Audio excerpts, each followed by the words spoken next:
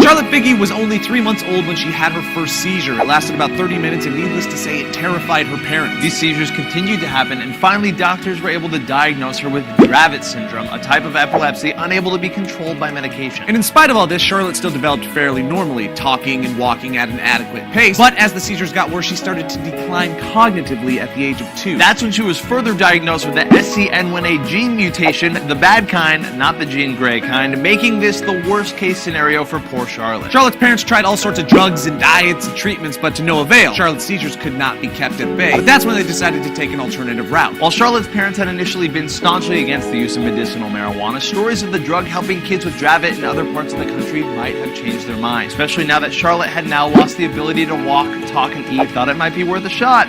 Or a toke. And while the family was terrified to use a federally illegal substance to treat their child, the stunning results quickly removed their qualms. The seizures stopped almost immediately. The seizures, which at their worst were occurring 300 times a week, had now stopped for 7 days, and the supply of medical marijuana was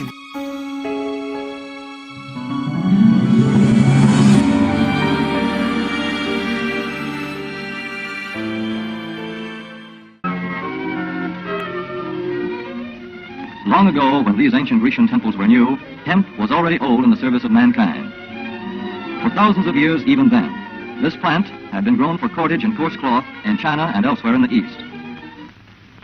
For centuries prior to about 1850, all the ships that sailed the western seas were rigged with hempen rope and sails. For the sailor, no less than the hangman, hemp was indispensable. For to grow hemp legally, you must have a federal registration and tax stamp. This is provided for in your contract. Ask your AAA committeeman or your county agent about it. Don't forget, hemp demands a rich, well-drained soil such as is found here in the bluegrass region of Kentucky or in central Wisconsin. It must be loose and rich in organic matter. Poor soils won't do. The Conestoga wagons and prairie schooners of pioneer days were covered with hempen canvas. Indeed, the very word canvas comes from the Arabic word for hemp. In those days, hemp was an important crop in Kentucky and Missouri.